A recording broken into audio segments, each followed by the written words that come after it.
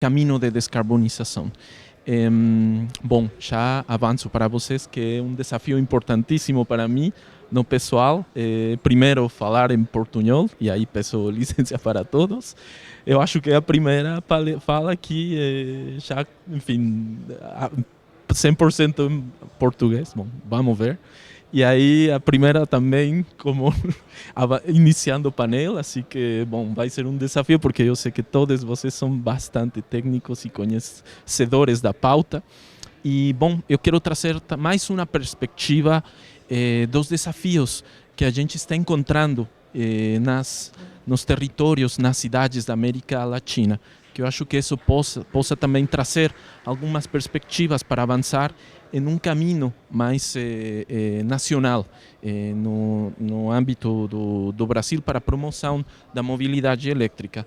Mas deixo começar somente para dar para vocês uma perspectiva. ICLEI, Governos Locais pela Sustentabilidade, é uma organização global que está presente em mais de 125 países e temos mais de 1.500 associados, governos locais e regionais, como avançava. A organização é uma rede de cidades, isso quer dizer que trabalhamos por e para as cidades do mundo para enfrentar esse desafio da agenda climática e agenda da biodiversidade. Para isso, a gente está espalhada por todo o mundo a partir de secretariados regionais que concentram certos expertises técnicos. Nós não somos somente uma organização representativa, que representamos a voz, a constituency dos governos locais e regionais frente aos debates, os espaços de debate dos processos das conferências mundiais de clima e de biodiversidade, que essa já é uma grande responsabilidade em como trazer e articular a voz, as prioridades locais dentro dos grandes acordos internacionais. E esse é um caminho institucional e de advocacy que tem que ser suportado por as principais ideias e desafios dos nossos associados. Então, só aí vocês estão dando uma olhada no mapa, toda a nossa composição mundial, o secretariado, por exemplo, o secretariado que está representando o secretariado da África, eles têm uma expertise muito maior nos temas de biodiversidade, o secretariado europeu com uma forte componente em temas de resiliência, de adaptação. Aqui na América do Sul, nós estamos na cidade de São Paulo, que representamos a todos os associados que estão desde Colômbia até a Argentina. E aí, bom, com uma oficina na cidade, com uma oficina nacional que acompanha também as cidades do Cono Sul, na cidade de Rosário, na Argentina, e também com um escritório na cidade de Medellín. E aí que implementamos projetos baseados em o que a gente entende como os 5 caminhos do desenvolvimento sustentável. E aí, já avançando no eixo estratégico do caminho hacia a descarbonização, o que a gente entende como o caminho hacia o baixo carbono, temos os grandes desafios da mobilidade sustentável. A gente tem entendido que uma primeira mensagem em como construir uma política de Estado, uma política federal que avance esse caminho da mobilidade sustentável, sem dúvida, tem tudo a ver com o papel dos atores locais. E, nesse caso, não um papel só da tecnologia ou da aplicação dos instrumentos tecnológicos nos territórios, sino também tem tudo a ver com um tema de coordenação e de gestão. Eu acho que meu colega da Prefeitura de São Paulo vai avançar muito sobre essa perspectiva, mas é como estamos criando essas capacidades institucionais a partir de uma evidência das composições dos desafios.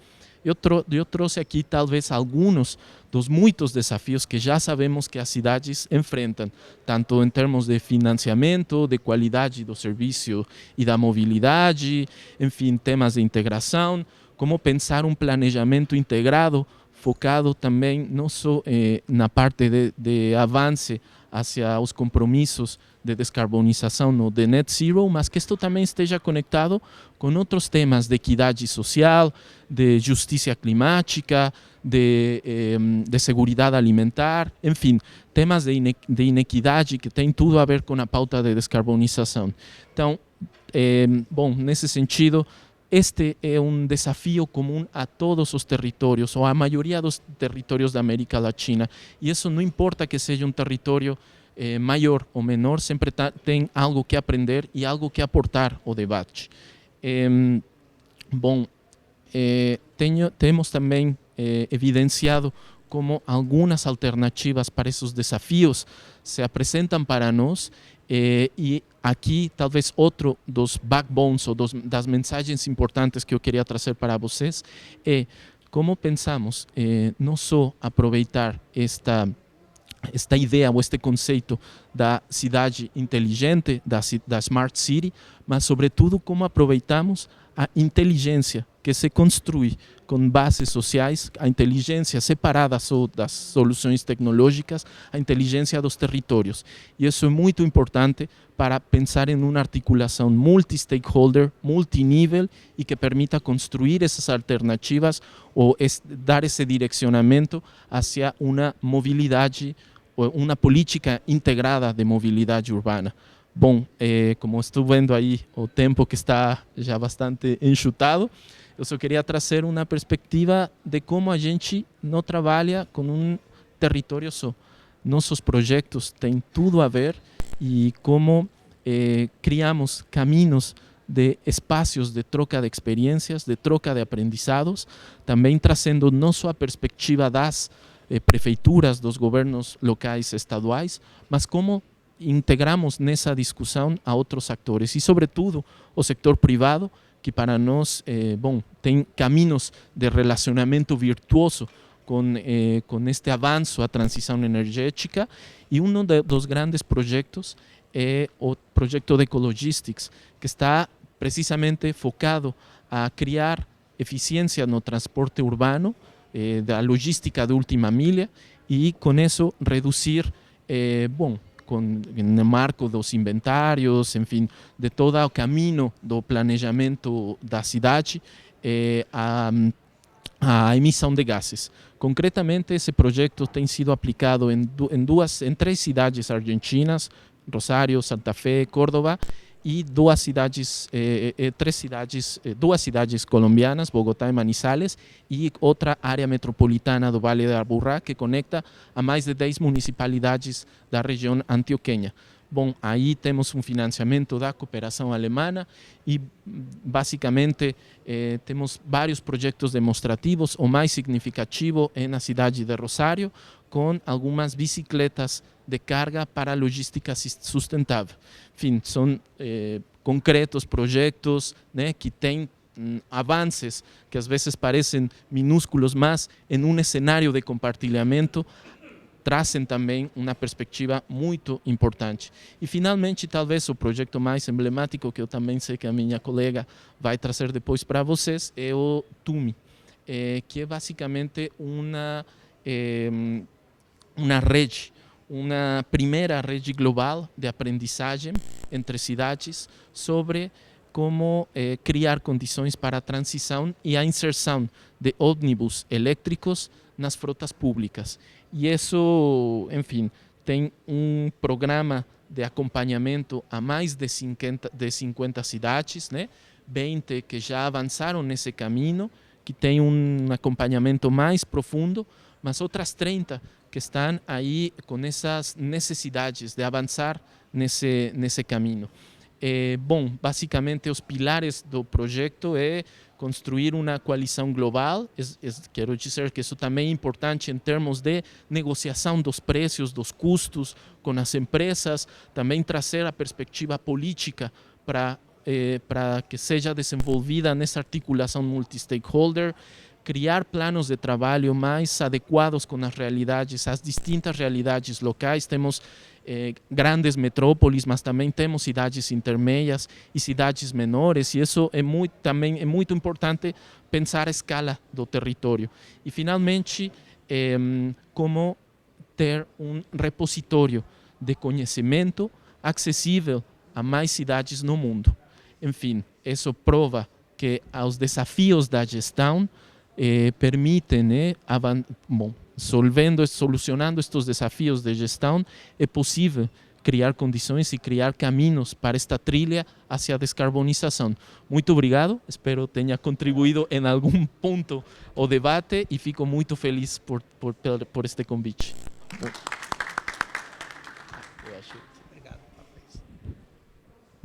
Braulio, pela sua apresentação. É interessante, eu acho que a gente vai voltar para entender um pouco mais, aprofundar um pouco mais essa atuação do ICLEI, que é importante, até as experiências que vocês têm, né, com o envolvimento de várias cidades, países, mas muito bom, parabéns aí. Então, agora vamos ouvir o Rubens Rizek Júnior, colega, parceiro aí. Rubens, com você. Muito bem, bom dia a todos, obrigado Irineu, parabéns Braulio pela apresentação. Eu queria fazer só uma lembrança aqui. Eu fui secretário de Estado do Meio Ambiente do Estado de São Paulo. E no meu período como secretário de Estado, por meio da Ana Paula Fava, não sei se você lembra dela, a gente fez o secretariado do ICLEI lá na Secretaria do Meio Ambiente. E de fato, parabéns, é uma rede de cidades. Aliás, essa organização subnacional de subsoberanias é o que resolve, porque é a ação local, a famosa ação local, para o resultado global. Eu aqui trago, talvez o meu papel aqui é trazer talvez a experiência prática real do que acontece e aconteceu e vai acontecer na cidade de São Paulo. Eu tive até o dia 6 de dezembro, estive como secretário de governo da cidade de São Paulo, desde o governo Bruno Covas, e fiquei agora no governo Ricardo Nunes. Como tal, eu era o presidente do Confrota, que é o comitê que regula a mudança dos modais da frota de veículos de São Paulo, não só dos veículos de transporte público, né? A nossa lei, a lei municipal, ela fala em todos os veículos que de alguma forma prestam serviço para a cidade de São Paulo, inclusive os veículos que atendem a coleta de lixo, varrição e prestadores de serviço da zeladoria da cidade. Então a descarbonização do transporte vai um pouco além também da questão do transporte público. Eu também fui o coordenador do programa de parcerias da cidade de São Paulo e concessões, que aqui, fazer um parênteses, foi muito exitoso, está sendo muito exitoso. Agora, por exemplo, nós fizemos a PPP dos terminais, são 32 terminais urbanos e dentro da PPP tem a possibilidade das instalações de conexão para uma futura alimentação elétrica para os veículos elétricos e ônibus elétricos. E lá, como presidente do Confrota, e também eu fui o responsável pelo plano de metas da Prefeitura de São Paulo. Tem lá na meta 68, né, o cumprimento das metas da lei municipal de diminuição de emissões, que é uma meta muito ousada, talvez uma das mais ousadas do mundo. A gente precisa até janeiro de 28 reduzir em 50% as emissões. A contar de 18, por exemplo, são 10 anos, então são 10 anos, em 10 anos temos que reduzir 50% das emissões do transporte público de São Paulo, e aí redução de 80% dos óxidos nitrosos e redução de 90% do material particulado. Aqui eu quero fazer um parênteses muito, muito importante. Minha crença pessoal, o que puxa a descarbonização do transporte nas cidades não é a descarbonização. A razão pela qual as cidades precisam fazer a descarbonização não é a descarbonização, é a MP, é um material particulado. Então é por aí que nós vamos puxar a descarbonização nas cidades do mundo. Então esse negócio de ficar falando para os prefeitos, para o mundo, vamos descarbonizar, ele não sensibiliza, ok? Não sensibiliza. O que sensibiliza é o seguinte: está enchendo a cidade de material particulado e as pessoas estão morrendo de doenças respiratórias. Aí sensibiliza. Só que a boa notícia é que para você reduzir um material particulado, naturalmente você caminha para eletrificação, porque não basta a troca de combustível fóssil por combustível de origem renovável, porque ainda assim tem um material particulado. Os óxidos nitrosos eles são mais controláveis, tem outras tecnologias, a coisa está indo bem. Mas no material particulado está matando as pessoas. Né? E isso vale para o transporte público, o ônibus, vale para os carros e vale para toda a frota de veículos da cidade, das grandes cidades. Né? Então o que vai puxar esse movimento é isso. Né? Bom, e nós temos as metas também de redução de carbono. As metas são ousadas, em 20 anos é 100%, portanto, em 2038, 100% da nossa frota na cidade de São Paulo tem que ser elétrica.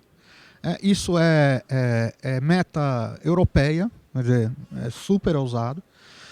E aqui o meu papel, já passando metade do meu tempo, eu trouxe uma apresentação aqui que eu não vou passar porque a minha apresentação tem no mínimo 1 hora. E eu tenho que falar em 10 minutos. Então, por isso eu peço desculpas que eu estou falando aqui, que não tagarela, né, que é muita informação. Lá na cidade de São Paulo, eu quero apontar alguns gargalos para a eletrificação dos ônibus, propriamente dita e mais especificamente. Primeiro, um gargalo financeiro. O gargalo financeiro tem 400 razões. Né? Eu não vou entrar nas 400 razões, mas a principal delas é o custo do equipamento. Muito mais que o custo de aquisição é a forma de revenda, porque a forma de revenda entra na planilha de transporte como um amenizador do custo de capital e você não tem para quem revender o ônibus elétrico. Então, isto é um fator importante. Você tem um grande colapso do modelo de financiamento de transporte público das cidades brasileiras. Isso não é propriamente um luxo de São Paulo. Todas as grandes cidades brasileiras estão com o financiamento do transporte público colapsado. Então você precisa achar um novo modelo. Nós temos proposta oficial mandada para o governo federal de rever o modelo de financiamento.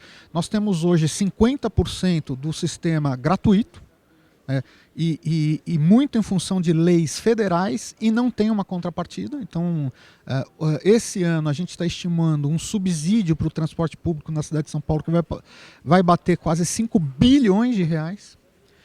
E a cidade não suporta 5 bilhões de subsídio de déficit no sistema de transporte a médio e longo prazo.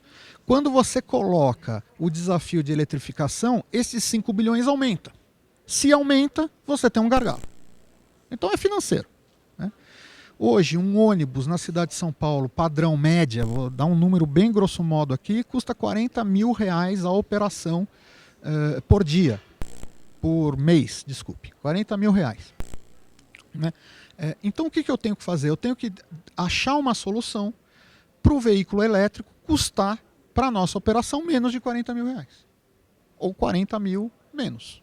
Né? Porque senão nós temos um desafio econômico que é quase que insuperável, porque você tem o desafio do princípio da economicidade da administração pública. Né? Por mais que você traga milhões de benefícios na descarbonização e na eletrificação da frota, você tem um limitador econômico. Mas esse é um gargalo, tem muitos outros. O limitador tecnológico aí é um inferno, porque você chega lá na SP Trans e fala assim, não pode ser monobloco. Bom, todo ônibus elétrico no mundo é monobloco, aqui não pode ser. Não, tem que ser piso baixo, não pode ser piso elevado. Bom, vai pôr a bateria onde? No teto. No teto, vai pôr no teto. Aí você muda o centro de gravidade do ônibus. Bom, então não pode ser monobloco, não pode ter bateria no chão. Então, agora na rampa ele tem que acelerar de 0 a 5, não sei o quê. O peso do ônibus, o peso não pode ser mais que isso, menos que aquilo. Nós temos 6 tipologias de ônibus padrão. Tem o padrão, tem o não sei o quê. Bom, então tem que entrar na tipologia, que são as dimensões do ônibus. Não, mas o ônibus elétrico não necessariamente ainda... não, então é complicado. Então você tem uma discussão tecnológica que eu gostaria de avançar, porque é uma discussão muito bacana, é muito saborosa, mas não vai dar tempo. O outro gargalo é estrutural. né? Então você tem, por exemplo, para o desafio do veículo elétrico, aqui em São Paulo é tudo esburacado, então o ônibus tem que brecar, acelerar, os 250 quilômetros que a gente estima de autonomia mínima para um veículo elétrico de transporte público não chega, porque ele tem que reacelerar toda hora, né? Também a escolha das vias, quando você tem muito declive e aclive, você arrebenta com a autonomia do ônibus. Então você tem um problema de infraestrutura muito sério na cidade, e você precisa financiar ou fazer modelagens de parceria com a iniciativa privada para arrumar a estrutura que vem tudo dentro de um sistema de eletrificação. Agora, o pior dos gargalos é a inércia, né? Porque para o concessionário de ônibus, hoje nós temos, o Irineu conhece bem, nós temos concessionários de ônibus na cidade, tá bom, né? Tá lá, roda, o que falta tem subsídio e etc. Veja, eu não estou criticando o empresário de ônibus. Se eu fosse empresário de ônibus, eu vou o quê? Eu vou mudar o meu sistema, que eu não conheço. A alimentação de combustível já está tudo organizado, a manutenção do meu ônibus, enfim. Então, assim, o sujeito, ele só vai se mexer se ele for realmente fiscalizado e obrigado. E agora, a boa notícia é que São Paulo, quando assinou o contrato, São Paulo colocou as metas da lei dentro dos contratos. Então o concessionário tem que cumprir. E aí nós temos agora 2.000 ônibus para entregar, para bater a meta do plano de metas até 24, que é uma redução de mais ou menos 20% de emissões, nós temos, 12%, desculpa, 12% de emissões, nós temos que meter 2.000 ônibus elétricos, que é mais ou menos um pouco menos de 20% da frota até 2024. Os pedidos foram feitos, vamos ver no que vai dar. Agora eu tenho toda a parte de soluções para o governo federal, só que acabou de acabar meu tempo. Então eu vou deixar para os debates, mas tem várias propostas de estruturação que o governo federal podia fazer, algumas já encaminhadas pela Prefeitura de São Paulo, que ajudaria muito na descarbonização da frota. Muito obrigado.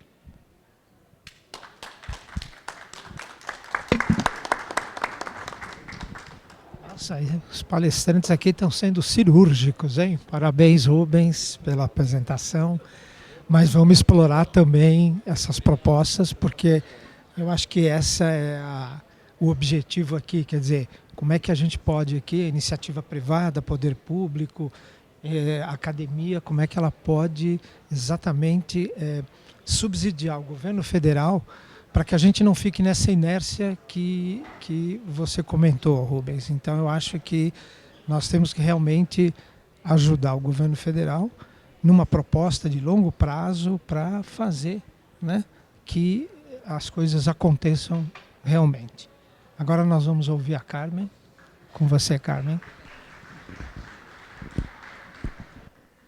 Bom, esse tema que é como fazer uma política federal para promover a mobilidade elétrica, eu vou tentar chegar nele e vou passar... Espera um pouquinho. Deixa eu apresentar. Então, primeiro deixa eu apresentar de qual é o olhar que nós estamos vendo, da onde eu estou vendo, que é o ICCT, Conselho Internacional para o Transporte Limpo, que também é uma organização que atua em diversos países. Nossa missão é melhorar o desempenho ambiental e eficiência no transporte marítimo, aéreo, rodoviário, com impacto em saúde pública e em mudanças climáticas. Então, é uma organização que produz subsídios para políticas públicas em todas, nos principais mercados. O olhar que eu vou dar um pouquinho de dicas ou sugestões para esse tema federal parte de um olhar TUME, na qual o ICLEI também participa. Então, estamos com o WRI, C40, o ITP e o projeto Zebra, na qual é um acordo de cooperação justamente com a cidade de São Paulo, entre outras cidades. São Paulo é uma das cidades do projeto Zebra, na qual nós estamos coordenando junto com o C40, com o objetivo de acelerar a transição para a mobilidade elétrica dos ônibus nas cidades. Então, esse é o olhar que eu tenho. Só para colocar o que nós fizemos na cidade de São Paulo. São Paulo, para nós, como foi falado, ele reunia todas as condições. Era como se fosse uma junção dos astros que desse uma condição para fazer uma transição. Uma cidade que teria uma escala importante, eram 14 mil, 13 mil ônibus para fazer essa transição. Houve uma modificação de uma lei em que ela não era cumprida, porque exigia 10% de redução de combustível fóssil ao ano, e culminou numa revisão da lei na qual essas metas que foram comentadas de redução de emissões, que são de fato ambiciosas, né? Em 20 anos nós temos que zerar as emissões de escapamento dos ônibus e outras frotas de São Paulo. Então, essa parceria do Zebra, ela começa com alguns pilares. Primeiro, a decisão da cidade, né? E já estava tomada, de fato, uma decisão política em que dá uma sinalização para os órgãos envolvidos conseguirem atingir esse objetivo. Fizemos uma mesa redonda inicial em que juntávamos o setor privado, financiadores e operadores, para que houvesse esse primeiro momento de troca de experiências ou início de conversações para conseguir esse objetivo. E o ICCT, em especial, nós fazemos uma série de análises técnicas dos projetos de demonstração. Nós temos 18 ônibus rodando na Transwolf, na qual nós monitoramos com telemetria e geramos alguns resultados de desempenho operacional. E aí vai. Então, esse é o olhar que eu tenho. Nós estamos olhando de uma implementação, de uma demonstração, de um piloto em uma cidade grande, e que a ideia agora é o que eu precisaria responder, o que preciso do governo federal na história. Bom, só para dizer, o projeto ele lançou uma série de compromissos com o setor privado e financiadores para que conseguíssemos, em algumas cidades, ter essa aceleração da transição. Hoje, é interessante esse número, hoje na América Latina nós estamos com 3.766 ônibus elétricos, não é desprezível. Nós temos na Colômbia, por exemplo, uma transição bastante acelerada, mostrando que essa questão do equilíbrio econômico-financeiro está sendo superada, e a gente vai entender por que nós ainda temos alguns obstáculos importantes aqui no Brasil.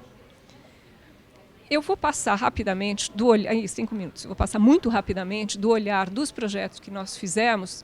Como eu disse, é um acompanhamento técnico do que acontece na cidade, e principalmente mostrando um TCO, o custo total de propriedade na situação de São Paulo. Esse TCO foi feito a nível de rotas. Nós selecionamos 20 rotas para fazer uma comparação, porque nós queríamos saber se havia diferenças ou de desempenho operacional ou de autonomia que não poderia ser atingida em rotas diferentes, e fizemos modelagem. Aqui é um dos pontos que, apesar de ser bem técnico, é um dos pontos que a gente nunca pode esquecer. Por que a mobilidade elétrica? Primeiro, a eficiência energética que eu tenho, então a quantidade de energia que eu gasto para mover um ônibus é 1/3 da energia que eu gasto para mover com combustão interna. Então a eficiência energética é inegável. E isso impacta no custo. O custo da operação ele é 30% ou 40% do custo do quilômetro, considerando o insumo energético. Então, nós teríamos que ter essa vantagem. E de brinde, nós temos a redução de emissões. Nós estamos falando de um veículo zero emissões. Então, e aí tem o impacto à saúde e tudo mais. Então, esse é o quadro. Por que mobilidade elétrica? Porque nós temos uma eficiência energética enorme. Aqui é um pouquinho também do resultado do TCO. Nós chegamos em 2019 com o piloto numa diferença muito pequena, que não seria uma maior barreira de nós conseguirmos fazer a transição. Esse quadro mudou bastante com a pandemia, com o aumento de custos, etc. Nós hoje não estamos nessa situação.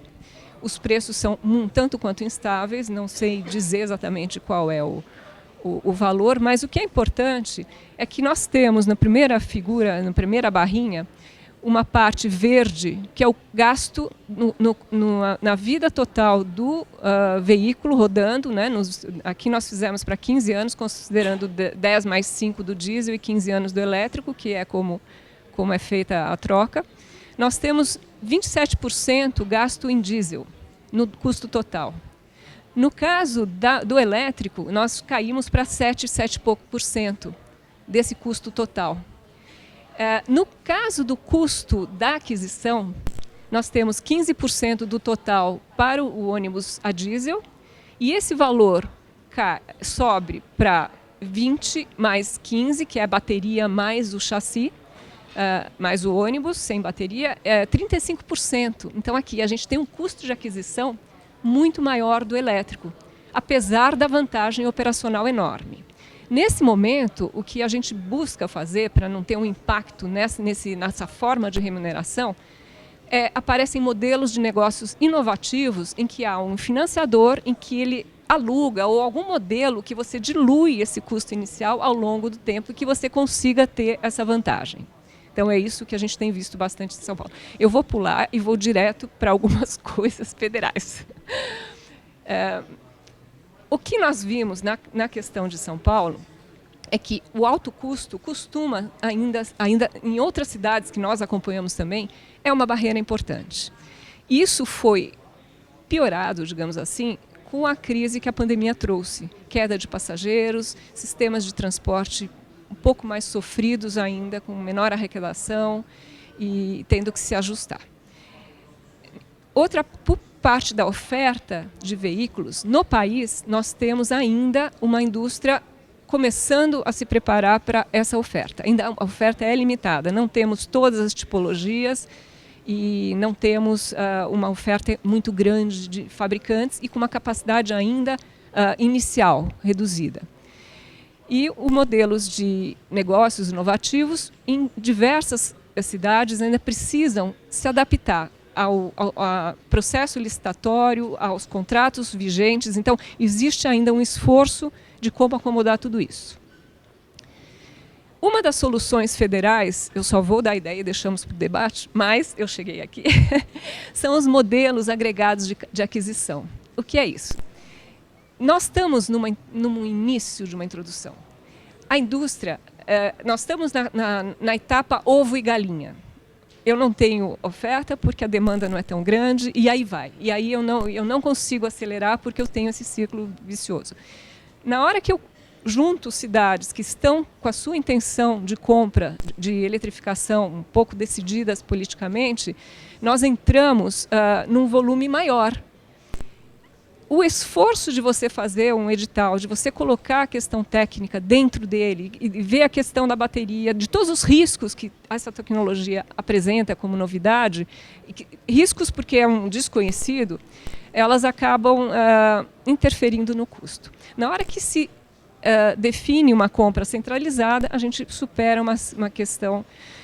Eu trouxe o caso da Índia, eu vou pular, isso é um caso de sucesso, em que a Índia fez, o governo federal fez a compra centralizada. Lá o problema era de um preço de 50% a 100% maior da eletromobilidade. Que medo desse tempo. E aí tem umas questões importantes e eu queria só destacar que no Brasil nós tivemos uma experiência de compra centralizada, que foi o caminho da escola. Então, o resultado do caminho da escola, que foi um volume, era atrelado a uma política pública de dar acesso a principalmente estudantes de zonas rurais à escola, que tinham dificuldades de chegar e a evasão era grande. Então, o programa de compra centralizada, caminho da escola, pode ser um ponto de partida para nós pensarmos de que forma fazer essa compra centralizada. Eu vou deixar para discussão para não comer muito tempo.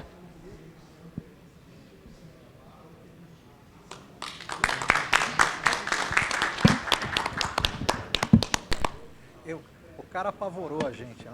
Obrigado, Carmen.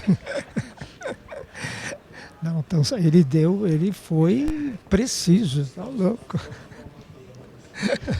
Não, temos tempo, ok. Obrigado, Carmen, pela apresentação. Vamos para o debate também, voltar nesse tema. E agora vamos ouvir o Conrado, NTP Trilhos, Conrado, com a palavra.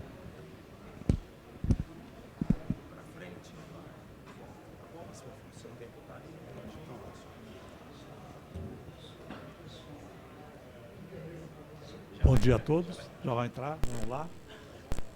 Meu nome é Conrado Grava de Souza, eu aqui represento a NP Trilhos, a Associação Nacional dos Transportadores de Passageiros sobre Trilhos. Nós estamos lá em Brasília, nós somos uma organização sem fins lucrativos, a nossa missão é essa, vamos fazer agora 13 anos de existência e esperamos que a nossa visão, quando nós nascemos lá, 13 anos atrás, de sermos reconhecidos e respeitados como referência de mobilidade no Brasil e no exterior. Acho que estamos cumprindo. Todos os operadores brasileiros são associados, representamos 90,9999% da demanda brasileira, e os principais players do mercado industrial ferroviário fazem parte também da nossa associação. Temos convênios de cooperação com todo esse povo todo aí, que é um povo envolvido na área de mobilidade. O mundo é urbano. Para ter uma ideia, quando eu nasci em 1949. De cada 10 brasileiros, 7 moravam no campo. Logo em seguida, em 2000, isso no mundo. Em 2007, o mundo tem a grande mudança do mundo. O mundo passa de ser rural para ser um mundo urbano. Alguns anos depois, já temos, hoje, 2023, já estamos com 55% da população mundial vivendo nas cidades. E a previsão da ONU, em 2050, é uma inversão completa. 100 anos depois, né, 70% das pessoas viverão nas cidades. O exemplo mais claro é o da China, que teve uma urbanização assim maluca. Mas no Brasil também não foi diferente. A única coisa diferente foi a velocidade dessa urbanização. Em 1940, nós tínhamos de cada 10 brasileiros, 2 morando na cidade. E hoje nós estamos com 85% das pessoas vivendo na cidade e em 2050 vamos passar de 90%. Tudo isso para falar que o ser humano cada vez mais vai migrar do campo para as cidades, das cidades pequenas e médias para as grandes cidades. Nós somos gregário por natureza, então nós vamos viver juntos. É que ele apavorou a gente com o tempo, senão tem uma explicação do que quer dizer a palavra urbem, mas tudo bem. Hoje nós temos no Brasil 28 regiões metropolitanas, acima de 1 milhão de habitantes, altamente densas, necessitando de grandes serviços, de educação, de saúde, de segurança, saneamento e mobilidade. E tanto importante é a mobilidade que recentemente incluímos na nossa Constituição brasileira que o transporte público é um serviço essencial, né? Eu sugiro que todos, para quem tem interesse no assunto, leiam um documento chamado Transição para a Mobilidade Urbana Zero Emissão, que foi publicado pelo BID e pelo Ministério do Desenvolvimento Regional, aí 2021, eu acho que é muito interessante. E lá tem milhares de definições sobre a questão da mobilidade, mas lá ele fala de como você passa de uma mobilidade urbana para uma mobilidade urbana sustentável, para uma mobilidade urbana de baixo carbono, né? Então tem toda uma explicação lá como é possível e tem tudo a ver ao trabalho que vocês todos apresentaram até aqui agora. No questão da mobilidade, mas nós estamos no Brasil, nós estamos muito longe ainda. Nós não temos nem a mobilidade urbana. A lei que instituiu a política da mobilidade urbana no Brasil completou agora 11 anos e, infelizmente, com um retumbante fracasso, né? Tanto que nós estamos modificando ela agora, está em audiência, está em consulta pública, uma proposta de um marco legal cujas contribuições terminam hoje. Hoje é o último dia para a gente poder contribuir, né? Mas o que nós queremos chegar no final, lá no futuro, para os nossos netos, bisnetos, é ter uma mobilidade urbana zero emissão. É isso que nós queremos. Alguns países já conseguiram estar muito próximo da sustentável e raríssimos países, raríssimas cidades estão no baixo carbono. Aí, nesse documento tem uma coisa aqui, um diagramazinho que eu gostei muito, mas eu fiquei apavorado a hora que eu vi isso. Cadê o trem? Eu olho, esqueceram do trem? Esqueceram do trilho? Mas claro que não esqueceu. Porque o cara que fez isso não está preocupado com o trem. Porque ele sabe que o trem já nasce como sendo uma mobilidade de baixo carbono. Já nasce. Essas são a primeira ferrovia, que já foi a tração a vapor, mas logo em seguida você já tem a primeira locomotiva elétrica. O primeiro metrô do mundo está ali em 1963 em Londres, mas logo em seguida, em 1990, você já tem o primeiro metrô do mundo eletrificado. Claro que nessa época, como toda a geração de energia era basicamente a carvão, você tinha ainda na fonte primária emissões. Então você não pode ser.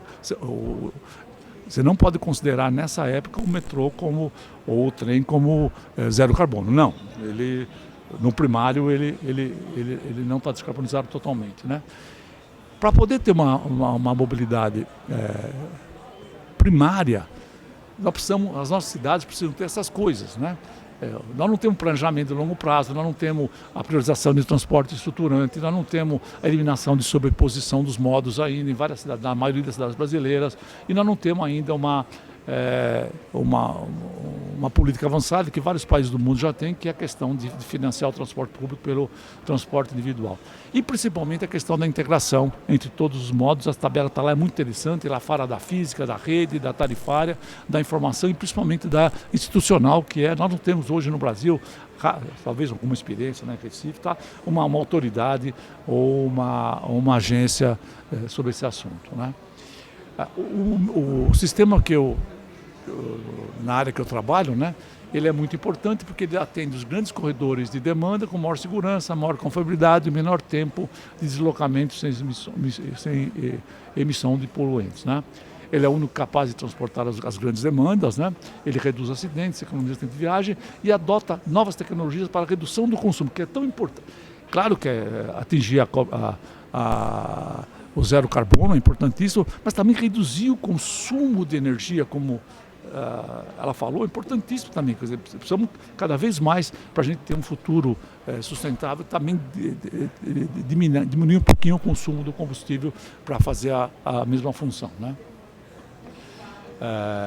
E no caso brasileiro, talvez seja a coisa mais importante, esse aqui é um documento que foi feito pelo COMIT, que é um grupo de grandes metrôs do mundo, nas cidades que possuem metrôs participantes do COMIT.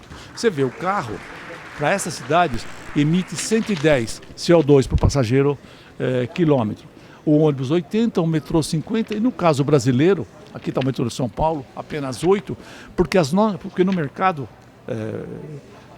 no mercado brasileiro de energia, aqui do Sudeste, é que você tem a maior geração hídrica do país. Então,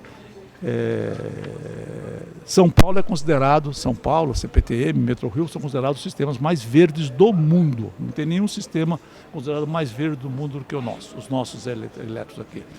O Brasil, infelizmente, né, a participação do sistema elétrico é muito pequena no Brasil. Olha, nós somos muito pequenininhos. A nossa malha é menor do que a da cidade de Xangai, a nossa malha é menor do que a da cidade de Pequim, né? Deixa eu voltar aqui, né? Não, agora não sei voltar. Sei. Acho que eu sei voltar.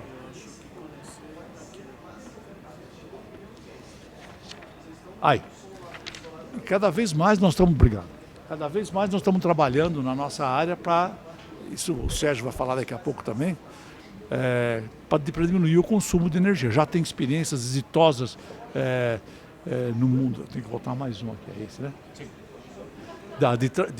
De tração a motor linear com o motor de indução que está totalmente desenrolado, todos eles trazendo o menor consumo de energia. Esse traz um pouquinho mais de energia, mas os demais, a levitação magnética, o síncrono de ímã permanente, já temos na linha 15 aqui em São Paulo, nós já temos veículos com motor síncrono de ímã permanente, né? E já tem alguns sistemas no mundo que já estão com dispositivos de recuperação de energia, sistemas de armazenamento de energia. As escadas rolantes já estão sendo regenerativas e temos cogeração de energia solar e eólica. Mas o grande futuro nosso, e que o Sérgio vai falar, Sérgio? Mais ou menos, né? Não, que é a tração a hidrogênio, que está sendo utilizada já tem algumas experiências exitosas na Alemanha, na França, na Espanha, e que está sendo utilizada agora mais para sistemas que eram tracionados diesel e que você já está substituindo o diesel por onde é possível por catenária, onde não é possível por bateria, cuja eletricidade é gerada por células de hidrogênio. O que eu queria dizer para terminar, o cara deixou a gente apavorado com esse negócio do tempo mesmo, né? E que a mensagem final de que não há solução viável, exitosa de mobilidade de baixo carbono para a cidade não será centrada no transporte público coletivo, principalmente nos modos sobre trilhos. Porque a questão do carro elétrico, maravilhosa, o mundo está caminhando para o carro elétrico, vai caminhar muito rapidamente. Hoje já 13% dos carros no mundo já são elétricos. Ela deu os números dos ônibus também, que está tendo um avanço, os ônibus elétricos avançando, né? Em 2035, a Comunidade Europeia proibiu a venda de carros a combustão. Você falou que em 2040 nós vamos ter mais da metade da frota, eu acho já.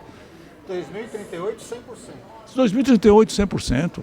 Você percebe que nós estamos tá aí rápido. 2038 é aqui, é amanhã. Nós vamos tomar um café aqui e já estamos em 2035, né?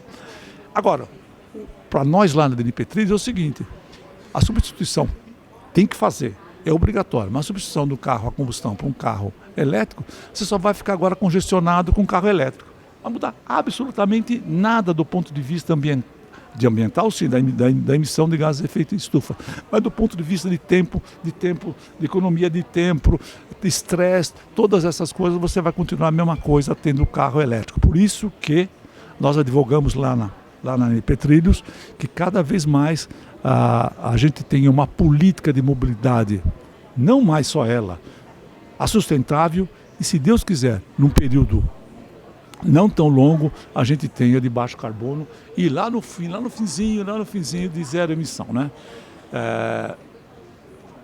Muito obrigado a todos, tempo esgotado, agradeço a paciência de vocês em me ouvir aqui. Muito obrigado, muito gentil, muito gentis.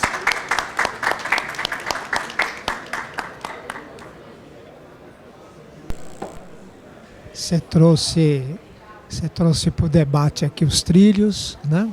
Muito bom, vamos conversar sim. E agora o Sérgio, então, faz a última apresentação. Bom dia, vou tirar porque vai ficar mais fácil para vocês, para mim ouvir. Bom, a propósito, eu moro em Santana de Parnaíba, que são 26 quilômetros daqui. Demorei 1h45 hoje. Fiz a conta, dá 14 km por hora de média. 7 da manhã. Primeiro agradecer a Necta, na pessoa da Paula, e a todos vocês por estar aqui. Bom, eu sou da Hitachi Energy. É uma empresa, acho que eu vou ter que fazer uma pequena empresa nova, mas com muita história. Na verdade, a Hitachi comprou o negócio de Power Grids da ABB, que é uma empresa secular, que era a junção da ASEA sueca e BBC suíça. E essas três empresas sempre tiveram na história o desenvolvimento da parte elétrica, né? São diversas tecnologias pioneiras, né? E mais recentemente, a gente vai ver ali em 2017, um lançamento de uma tecnologia até de carregamento de ônibus e caminhões rápido, que acho que é uma das grandes dificuldades, né? Mas já estamos aí. Então, assim, é uma empresa nova, não tem 3 anos, e foi formada no meio da pandemia, então pouca gente conhece, apesar de muita gente conhecer a Hitachi. A Hitachi é um grupo com 800 empresas, então, apesar de virmos de uma cultura europeia, está sendo muito interessante essa mudança para a cultura japonesa, que efetivamente a gente ainda não tem os japoneses fizeram um movimento diferente. Mas eu acho que o grande ponto é que o grupo Hitachi ele tem uma motivação muito grande de apoiar o desenvolvimento social e a inovação tecnológica. E aí todo mundo fala hoje em ESG, as pessoas vão reconhecer aqueles quadradinhos ali. A empresa é muito focada em energias renováveis, em diversidade, em melhorar a qualidade de vida das pessoas. Então, assim, o objetivo hoje é muito mais social. E isso é muito interessante, o que vem de uma cultura de quase 25 anos na empresa. Meus colegas já falaram, então, assim, da tendência da urbanização. Em 2050, quase 68, 70% das pessoas vão viver nas cidades. A quantidade de veículos elétricos vai mais do que vai ser multiplicada por 10. A gente vai ter uma mudança nessa parte de energia elétrica, Porque assim, não é que vai haver um aumento do consumo de energia apenas, haverá. O mundo vai passar de 8 bilhões para 10 bilhões de pessoas, com muito mais consumo de energia. E o transporte, queiramos ou não, vai ser elétrico no futuro. Explicando um pouco, a Hitachi Energy, a gente trabalha desde as concessionárias, as que entregam energia na nossa casa, as que geram, as que transmitem, muito na integração dos renováveis que estão distantes, também indústrias, transporte, que é o que a gente está falando aqui, mas também data center, que é um consumo absurdo de energia, hoje vai para informação, todos nós aqui conectados, e também com tecnologias de Smart Life, que nós chamamos. E aí, trazendo para a mobilidade, aonde nós estamos? Nós estamos na mobilidade elétrica, então, muito na parte sobre trilhos, mais recentemente na parte de transporte de ônibus, vamos dizer assim, e também de portos e aeroportos, onde a dificuldade será maior, sem dúvida. E aí, assim, um pouco diferente e complementando aqui esse debate, quando a gente fala de mobilidade elétrica, é muito difícil você falar isoladamente uma empresa, seja um provedor de tecnologia, seja um operador, seja um ente governamental, um consultor, um financeiro. Na verdade, é preciso uma integração, porque é um ciclo. E a gente, nós temos até uma área de consultoria para fazer aquele estudo de demanda de energia na linha, qual a melhor tecnologia para ser utilizada em termos de bateria, carregamento, para aquela linha, para aquele veículo, para aquela condição de terreno. Qual a melhor solução, né, implantação, operação, a gente tem muita parte a gente não vai embora depois que implanta, e depois a parte também de tratar, eu acho que aqui uma grande questão é a bateria, e a gente também atua nessa parte de dar uma destinação para essas baterias, tá?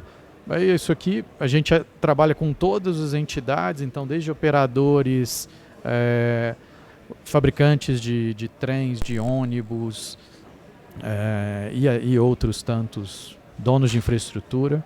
E aqui, assim, aqui é uma visão um pouco ampla, até um pouco difícil de ver, mas assim, tudo, quando a gente fala de metrô, vamos simplificar, metrô e trens urbanos, a gente tem casos onde a gente fornece toda a infraestrutura elétrica, toda a comunicação entre esses, que é necessária até para a sinalização. Então, metrô, linhas 1, 2 e 3, a comunicação é feita com equipamentos nossos. Imagina a criticidade de uma comunicação para um metrô de São Paulo. Quando a gente fala de energia, a gente provém, então, assim, a linha 4 do metrô de São Paulo, Conrado, ela tem a recuperação de energia, e é um equipamento que foi fornecido por nós em 2006, 2007. E temos casos onde a gente tem hoje a parte de digitalização, que é uma coisa que foi pouco falada, mas assim, tudo vai passar por isso, né? Não basta só colocar muitos veículos elétricos, muita infraestrutura, você precisa de digitalizar tudo isso para ser eficiente, senão realmente fica difícil. E um exemplo, assim, o metrô de Londres, ele tem um que chama Enterprise Software, que ele é operado por um software nosso. Então, assim, é a programação dos trens, a gestão da manutenção, a gestão dos ativos, né? Porque são ativos, desde os trens, a infraestrutura, a sinalização, a gestão da sua força de manutenção, né? E a gente é difícil até mostrar isso assim, uma figura, fica muito condensado, mas a gente tem um portfólio bem amplo, principalmente para energia e comunicação e digitalização desse setor. A mesma coisa se aplica para ônibus e caminhões.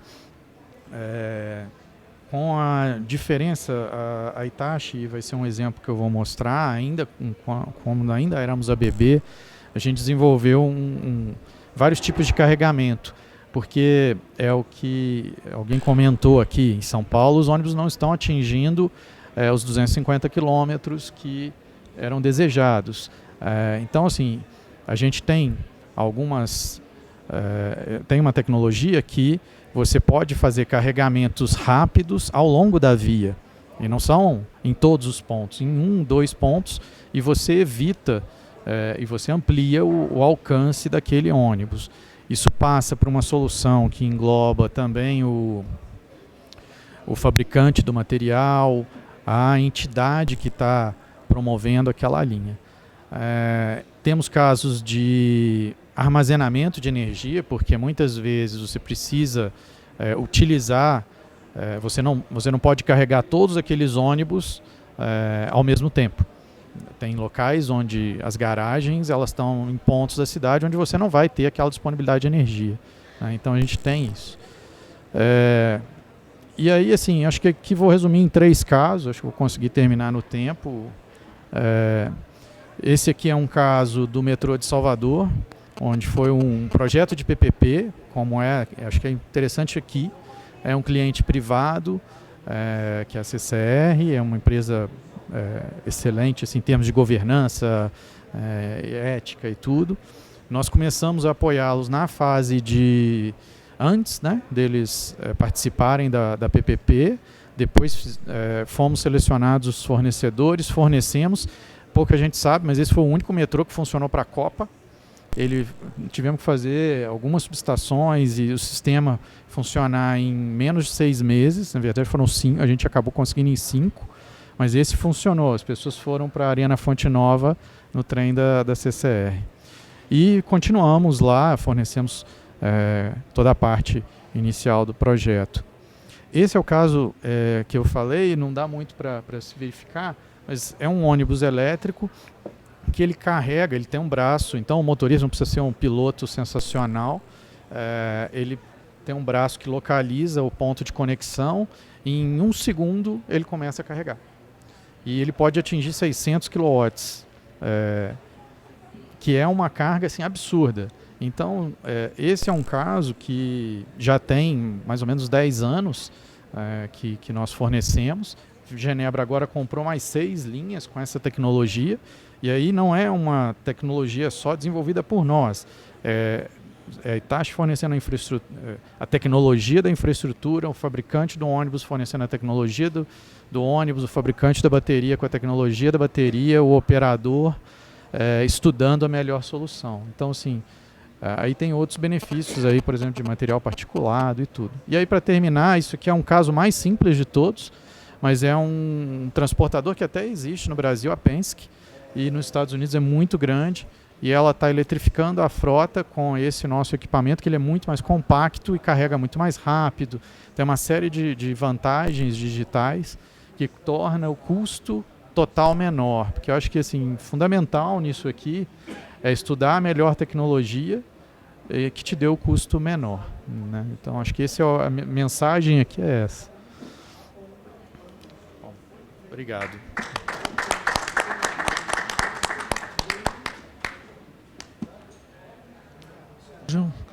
Você mostrou que tecnologia existe, tem desenvolvimento, né?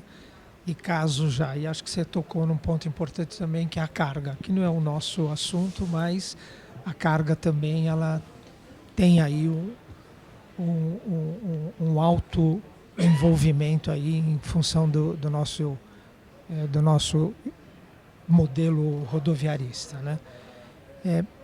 Eu queria aqui voltar com o Braulio e a Carmen e entender um pouco desses projetos Zebra, do TUMI, se esses são projetos que poderiam ser modelos, né, para o desenvolvimento no Brasil, né, como uma política federal, uma política de governo, e eu queria ouvir um pouquinho de vocês sobre esse assunto.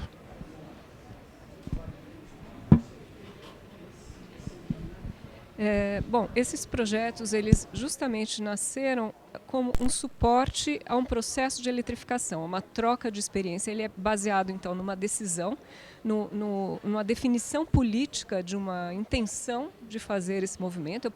É o primeiro pré-requisito do TUME, do Zebra. Depois, qual é o apoio técnico para uma transição de uma tecnologia que não é conhecida? Então, aportamos isso. A troca de experiências, por exemplo, no nosso caso aqui no Brasil, nós temos experiências mais avançadas na Colômbia e no Chile, então o projeto faz essa troca de experiência, documenta os casos, coloca em contato os pares, a questão de financiamentos, como equacionar, como trazer fornecedores de equipamento e financiamentos, e por fim é esse estímulo disso. Então o projeto, em termos de apoio, ele está estruturado numa abrangência de escalar. Então, esse é um dos espíritos que nós temos, né? Nós estamos no nível local, olhando as cidades, fazendo essa articulação entre cidades, mas o caso é esse escalar para que você tire a vantagem de toda essa experiência em todos os lugares e você consiga, com essa troca de experiência, acelerar essas questões. Quando a gente volta para o tema, que é esse envolvimento federal, nós percebemos que existem muitas lacunas. Eu estou comendo tempo, estou com aflição, mas eu vou falar. Nós vimos que tem muitas lacunas que, se tivesse um ente federal, nacional, fazendo uma economicidade, digamos, dos processos, quer seja de compras, de especificação, de definição técnica dos requisitos, isso daria um ganho enorme. Não seria cada cidade inventando o seu processo. Os processos licitatórios não são tão triviais. Nós temos o processo, eventualmente, uma separação do ativo, da operação, que é uma coisa interessante de ser feita. Então, existe muita novidade para que se fique criando rodas locais. Então, nesse sentido, eu acho que esses projetos têm esse espírito. Nós somos organizações de terceiro setor e, por espírito, com o recurso que nós temos, nós tentamos otimizar esse recurso para otimizar resultados. Então, faz parte do nosso dia a dia, acho que o Clay também, de otimizar esse uso do nosso esforço em apoiar essas iniciativas da melhor forma. Então, é isso. Eu vou passar, desculpa, como não tem... Está me escutando? Sim. Não, eu acho total concordo com você. Esse tema da escalabilidade dos projetos é um ponto central para todas as organizações do terceiro setor que trabalham no âmbito da cooperação internacional. Aqui a questão, talvez, a pergunta é como trazer isso para um cenário mais nacional, com uns desafios enormes, a questão metropolitana, que já foi colocada aqui. Eu acho que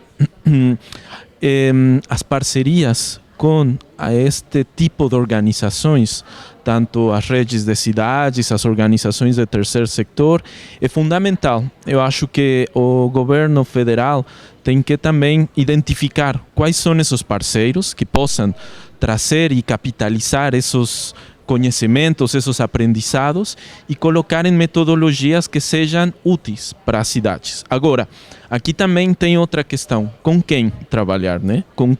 Enfim, nós trabalhamos muito sobre a base de projetos pilotos, que normalmente são baseados em aquelas cidades que têm uma vontade, também política, mas que tem eu falaria mais, uma ousadia de fazer uma mudança, sabe? E deixar talvez pensando no modelo de cidade que eles aspiram, né? Eles aspiram. Eu acho que tem tudo a ver com isso. Primeiro, tentar entender nesse ecossistema como trabalhar. Bom, as organizações como as nossas sabemos trabalhar com as prefeituras, sabemos trabalhar com os governos estaduais, mas também precisamos talvez esse reconhecimento a nível nacional para entender o papel que todos desenvolvemos e depois entender quais seriam essas cidades, esses territórios onde a gente conseguiria, talvez por todos esses elementos, que não é somente uma avaliação custo-benefício, não é custo tem todos esses elementos que já foram também colocados por o companheiro, que é toda essa avaliação social dos impactos, quais vão ser os benefícios fora desses modelos de gentrificação, enfim, tem muitas coisas aí a ser analisadas, mas a resposta é clara. Pode ser, enfim.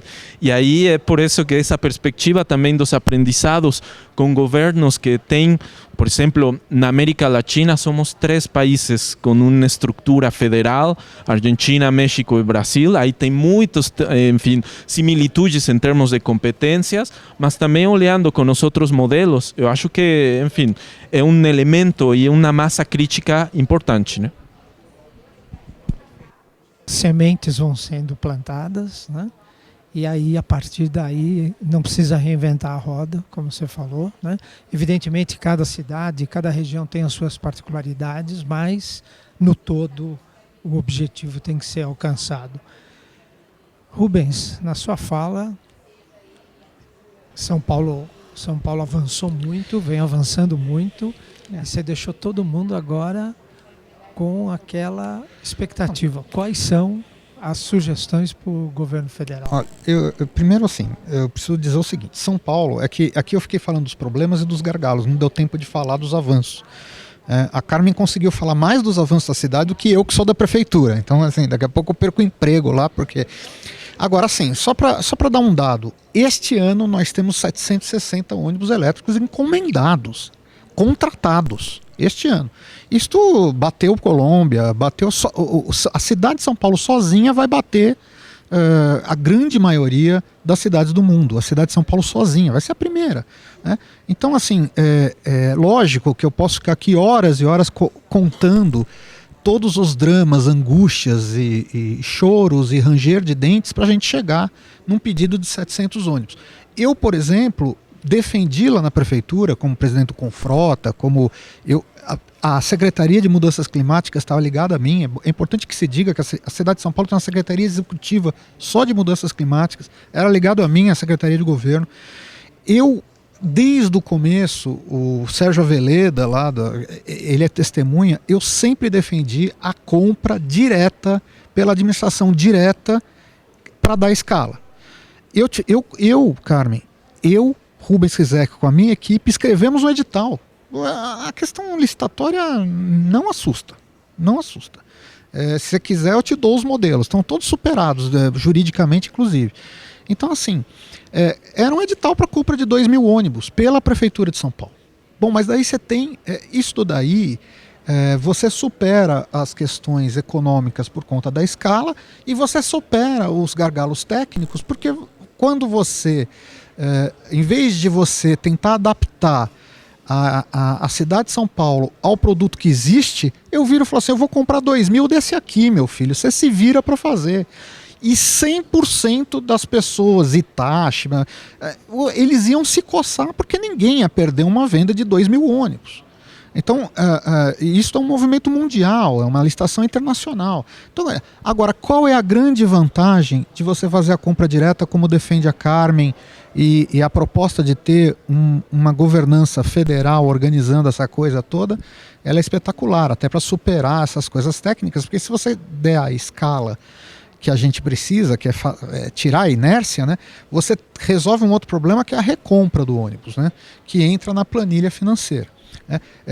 Só um esclarecimento. Aqui eu sabia que alguém ia falar, ia me entender mal. Ele está pensando no econômico. Não, assim, se custasse 30 vezes mais substituir a frota, eu era a favor, né, por todas as questões. O problema é que não vai acontecer. Não vai acontecer. Então não adianta, não vai acontecer. Está aqui um cara que está há 20 anos no primeiro escalão do Estado. Nem aqui, nem em um lugar do mundo. Quer dizer, se você tem uma limitação econômica, se você não resolver isso, você não vai fazer. Com relação à limitação econômica, e aí para completar, quando a administração compra, ela tem imunidade constitucional. Imunidade do quê? Imunidade de tributo. Então, assim, hoje, os nossos 700 ônibus para esse ano, e são 1.000 e quase 2.000 encomendados para os 2 anos, você sabe disso, quem está comprando são os concessionários. Esse coitado desse concessionário vai pagar IPI, vai pagar ICMS, vai pagar... É uma série de tributos em cascata que a gente não pagaria lançando mão da imunidade para compra direto pela administração direta. Só aí você supera o limite econômico. Não precisa fazer mais nada. Não precisa fazer mais nada. Então, assim, se você tem, por exemplo, o governo federal se articula com o famoso, como é que chama, Irineu, aquele Conselho de Secretários da Fazenda? CONFAS. O governo se organiza com o CONFAS e põe lá um detalhezinho banal na legislação, dizendo o seguinte: compra de veículo elétrico por prefeituras municipais está garantida a imunidade constitucional, acabou. Né? A prefeitura, e aí você muda o modelo. Por que nós não fizemos isso na cidade de São Paulo? Porque não dá, você tem 32 contratos de concessão. Você não consegue, é mais rápido ceder a compra pelo concessionário do que você querer insistir, dar murro em ponta de faca. Isso eu digo de escola porque eu perdi a parada. Eu defendi a compra direta. E não deu. E hoje eu dou razão à decisão política que foi tomada de fazer a compra pelos concessionários. Porque a gente ia ficar tentando, não vai, porque o concessionário no fim opera. Se você divide a operação, fala assim, ó, tá aqui o ativo, e aí não é um ativo comprado, você faz leasing. Aí você pega a Enel X aí, ó, que patrocina o trago, aí fala, meu filho, é o seguinte, eu quero esse ônibus a 40 pau por mês, te vira. Ele faz a planilha financeira, eu arco com esse custo e jogo para a operação, que são 50% da planilha do transporte que a Carmen mostrou.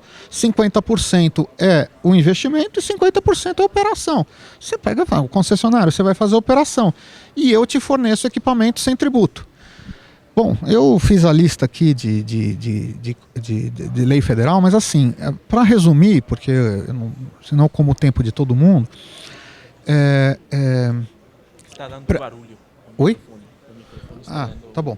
Melhorou? Melhorou?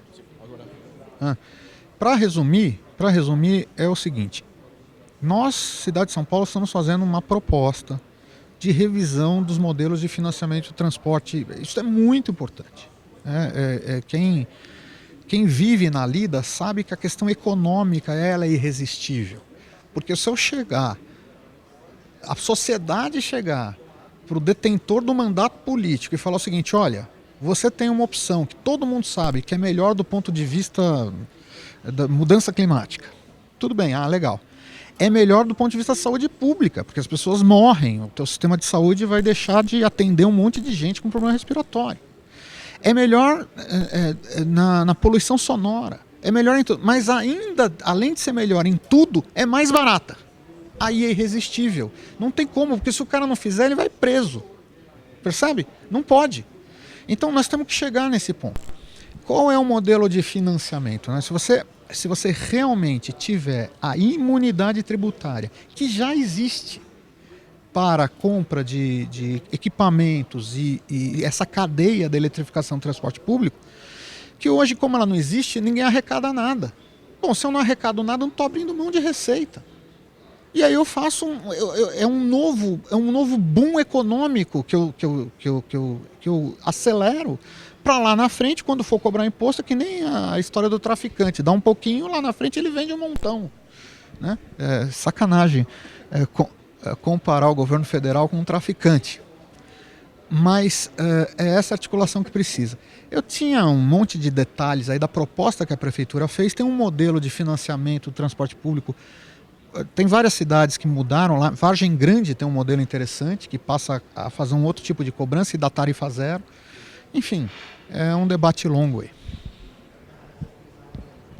Queria agora perguntar para o Conrado aí, e os trilhos, Conrado, como é que é? Quer dizer, o transporte coletivo sob trens, metrô é importante, e como é que a gente muda essa matriz, como é que ela volta a crescer e como é que se encaixa nisso o hidrogênio? O hidrogênio é uma realidade, é futuro, como é que é? Irineu, muito obrigado pela pergunta.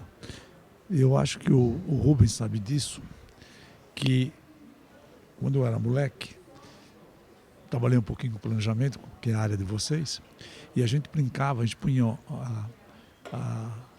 o mapinha do município de São Paulo, uma parede, grudava e aplicava uma tecnologia moderníssima, assim, de primeira linha, chamada a tecnologia do espaguete.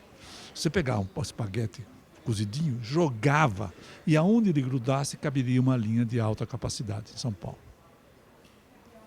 Mas nós sabemos que essa era a brincadeira do espaguete. De qualquer maneira, eu concordo com o Rubens também muito sobre o que ele falou, que é a questão econômica. Fazer metrô, principalmente metrô, é um modo de transporte muito caro. Ele é caro.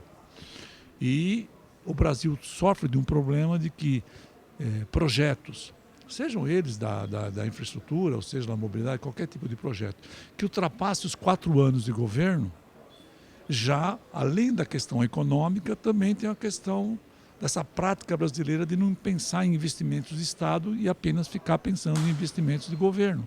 Isso é uma grande dificuldade. Nós somos realmente pequenos, Irineu. Hoje nós só somos responsáveis por 3,8% dos deslocamentos brasileiros. É quase nada. Tem países que chegam com modo ferroviário a 45%, 55%. Nós somos 3,8%. Então nós temos essa dificuldade de que ainda os nossos tomadores de decisão, os nossos políticos, não pensam ainda um pouquinho mais à frente, ficam pensando só nos seus 4 anos de governo. E a questão do hidrogênio, o hidrogênio é a coisa mais abundante que tem, né? Hoje já há experiências na Europa. O problema do hidrogênio hoje ainda para ser solucionado tem uma questão econômica ainda que tem que ser superada, mas tem uma questão também de segurança, porque ele é inflamável. Então, mas essas dificuldades de custo, de segurança, elas estão sendo superadas ao longo do tempo. Eu acredito muito no hidrogênio. Né? Quando eu era moleque, no 3º ano colegial, eu lembro que quando nós tínhamos um laboratóriozinho lá, a gente começou a fazer a eletrólise, né? E pensar que uma câmara de combustão a eletrólise ao contrário, né? Então, do ponto de vista assim da prática, do conceito, é muito simples, né? Mas tem alguns obstáculos ainda a serem superados. Eu queria, se você me dá mais 10 segundos, para falar da questão da eletricidade, né? Todo mundo sabe que a eletricidade, ela nasce junto com o trem, alguém já disse que ninguém sabe quem é a mãe, quem é o pai, quem é o filho da Revolução Industrial, se é a ferrovia ou a Revolução Industrial, mas de qualquer maneira nasce junto ao desenvolvimento da eletricidade e acompanha até hoje, né? Então, até hoje a eletricidade vem vindo, se você olhar bem isso, ela vem vindo com atração elétrica também no mundo inteiro. E agora, felizmente, a questão da eletrificação, que nasce muito lá, há mais de 100 e poucos anos atrás, vai indo para o ônibus. O Luiz acabou de falar, felizmente está indo para o ônibus, está indo para o carro. E no futuro, para as cargas, para os caminhões, né? Então, eu acho que o futuro é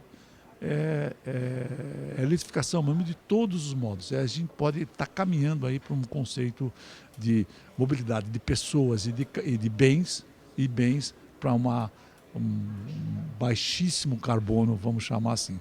Porque não podemos esquecer que no mundo ainda nós temos tração a vapor na África, temos ainda muita tração a diesel no mundo ainda, mas aos poucos eu acho que nós vamos progredindo. Obrigado, Conrado.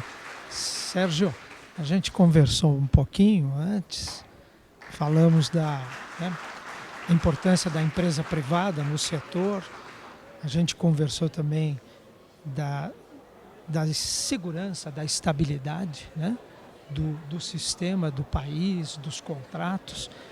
E você também falou um pouco dos BRICS, você comentou um pouco de China, África do Sul e Índia, né?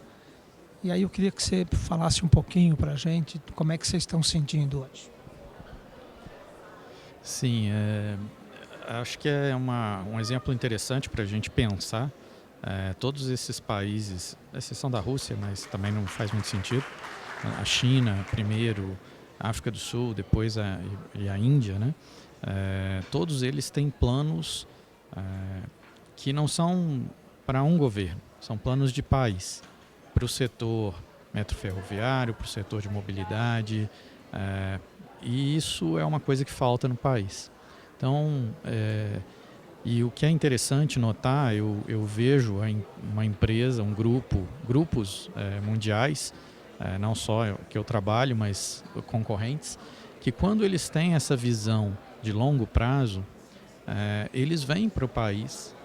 O próprio Rubens mencionou. Todo mundo, se você tem uma visão de longo prazo, 2.000 ônibus não é só, é um negócio. Mas se você pensa na cidade de São Paulo, na metrópole, em todas as regiões metropolitanas do país, quantos países existem no mundo com mais de 200 milhões de habitantes, com a extensão e recursos que o Brasil tem importância? Só que acho que é aí que o país falha, né? Então, assim, eu vejo dentro do grupo, primeiro foi a China, depois a África do Sul e depois a Índia com esses planos. E aí, agora, assim, quando a gente está falando de mobilidade elétrica, países como os Estados Unidos, mas é fácil falar, um país desenvolvido com muito dinheiro, mas Europa e muitos países do mundo. Então, acho que a mensagem, assim, sem dúvida, a iniciativa privada, seja provedor de tecnologia, sejam investidores, sejam operadores que já estão, né, no país, eles virão se você tiver uma visão de longo prazo. Para uma aventura é difícil, né? Obrigado. Ok, queria agradecer a todos. Nosso mestre de cerimônia já está me olhando, que acabou. E parabéns aí pelas palestras, pelo debate. Eu agradeço muito, Irineu, a todos. Vocês merecem realmente os aplausos. Cumpriram o tempo, parabéns. Mas vocês viram que o tempo final não fui eu que levantei a placa, foi a recepcionista, para ser mais delicado. E assim encerramos esse painel Descarbonização, como fazer uma política federal para promover a mobilidade elétrica. Antes de vocês se levantarem, queremos agradecer a participação de vocês, palestrantes, o nosso moderador. Convido vocês a acessarem a programação completa. São mais de 100 palestrantes ao longo de todo o período de hoje, que nós temos 8 palcos. Nós vamos ter uma pausa até as 2 horas da tarde para o almoço e voltamos com o tema Descarbonização do setor de construção. E antes de eu falar até já, peço para vocês ficarem em pé para um registro fotográfico. Só ver onde está o fotógrafo, por gentileza. E assim, está chegando ali o nosso fotógrafo. E uma salva de palmas para eles até as 2 horas da tarde. O nosso muito obrigado.